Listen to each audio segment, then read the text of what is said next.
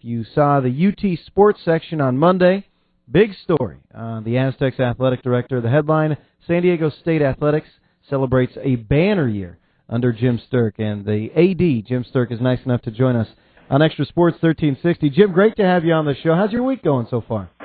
Josh, it's been great. Actually, I was out of town over the weekend. Did a little move out of my daughter out of her dorm room up in Spokane, and then spent a couple days up there. So just back in the office. So very busy. Very nice. Welcome back. And when you read this article by Brent Scrotenborg, what was your reaction? It had to be pretty flattering. Obviously a lot of great stuff has gone on this year, and it's been fun to be a part of that. And didn't like it. I didn't see the picture.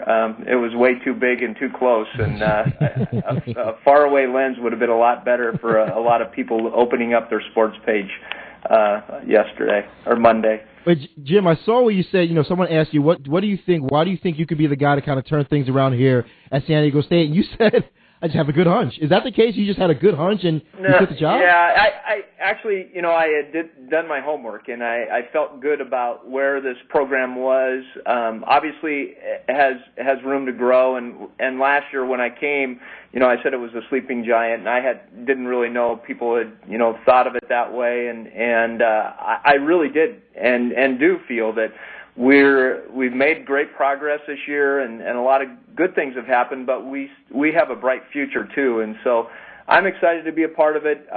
There's still a lot going on left in this season, or this academic year. Women's golf made NCAAs.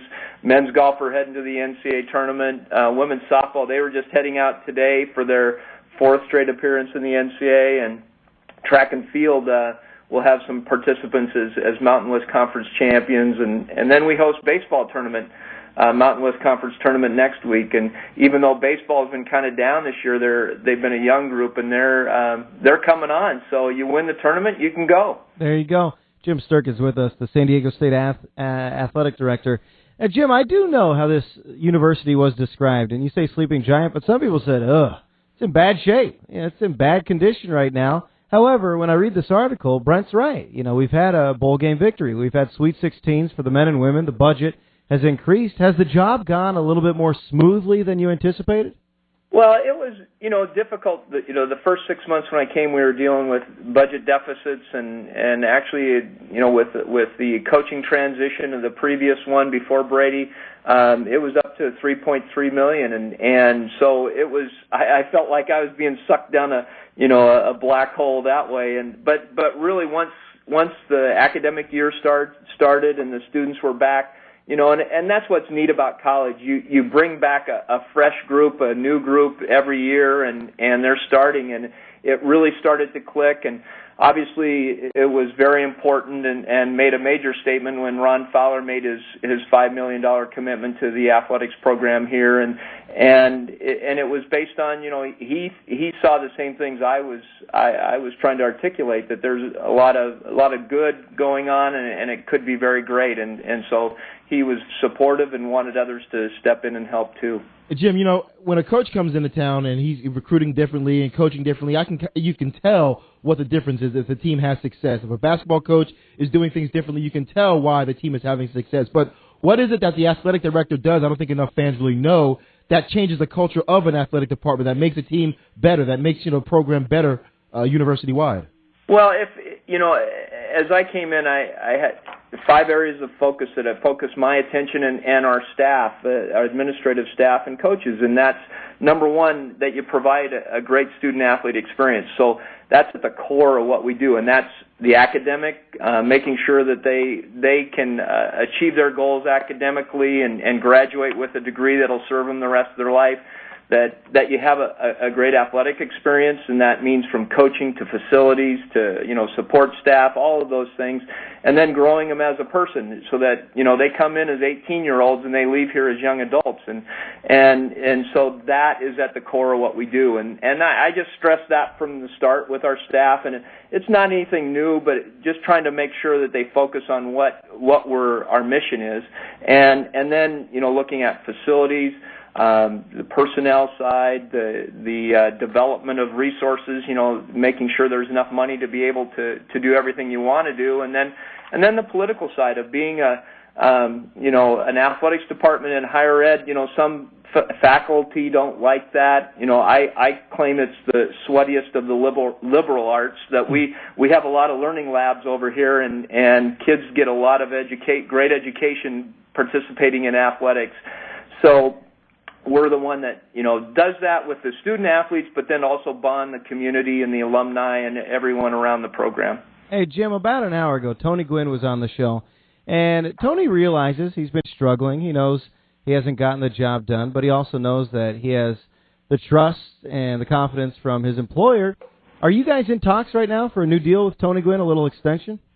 Yeah, his contract, it kind of, with everything going on with him, it does end at the end of this year, and so yeah, we just started that, and he's obviously very busy, and we want to focus on winning a Mountain West tournament so that those kids can go. So he's someone that's been he's had a rough year and understands what he needs to do, but his energy is back, and he's excited about that challenge. So I'm ready to help him with that, and we need to continue to grow baseball too.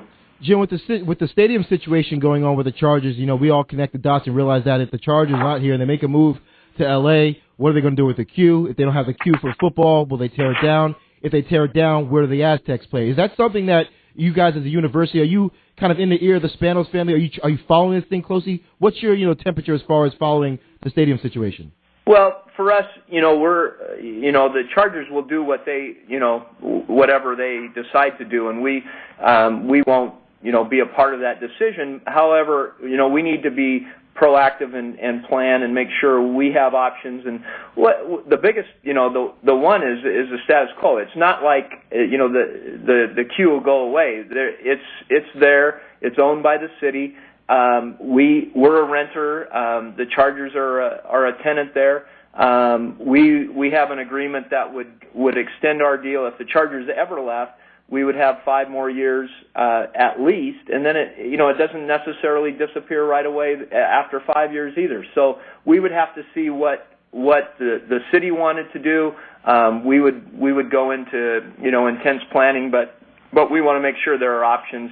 Other options also. I mean, it's obviously the darkest hour, the bleakest thing if that is to happen. But do you guys have, and you're speaking like this might be, if the queue is gone, it's not a 5-year, 6-year thing in the making. But do you have a contingency plan where you're starting to put together a little piece here, a little piece there, that if it does happen, the queue is torn down, that the Aztecs will have a place to play? Yeah, it's not anything where I have complete drawings of a stadium somewhere, but we certainly want to be ready for that to happen if and when it does. But I think that's a long ways away. There's a lot of speculation out there, and so we're partners with the city. They've been great partners with us, and we want to continue to grow it. And we average 10,000 more people than we did the year before, and I think we have the opportunity to grow it even further this year with our home schedule that we have. We have TCU, Boise State, Fresno State, Washington State all coming in, and we have a team that could be better than last year. So I think competitively it's a tougher schedule than last year, but where it all sorts out, we don't know. But it's going to be a fun season for us, and we're already above last year's season ticket sales. So the momentum is on our side, too. Absolutely. Can't wait. Rocky Long getting ready for his first year as the Aztecs head coach, talking to the Aztecs athletic director, Jim Sterk. Jim, before you go, I want to preface this final question by saying I don't blame Kai Snyder at all regarding what happened at USD, but as an athletic director, what kind of precautionary measures can you take when it comes to point shaving, bribery, scandal, and the type of crime we saw at the University of San Diego? And sometimes it jumps up and bites you, and you don't see anything coming, and but it's you try to hire the right people. You try to, make sure that they hire the right people, and that, you always have something. I tell people we have, over 500 student athletes. We have over 100 employees. There's always something happening on that personnel side that, good and bad. And so So you do that. You try to educate your students, at the start of the year each year, and obviously, when something like that happens, you have an opportunity for a learning lesson with your current student athletes, and we revisit that every year. It'll give us an opportunity to re-educate and make sure that it comes home pretty quickly when it's right next door. So Kai is a great leader, and they do a great job at University of San Diego, and it's an unfortunate situation. It's happened, around the country, different places, and unfortunately, there's some people that aren't very, good people out there. So you got to try to protect them as much as you can, and your student athletes, and try to educate them. So it's not a ironclad. You can't keep it away totally, but you just try to be proactive as you can. Well said. Hey, Jim, it's great to have you on the show. Have a wonderful week out there on the Mesa. We'll talk to you soon. All right. Thanks, Josh. Thanks, Rod. Thanks, Jim.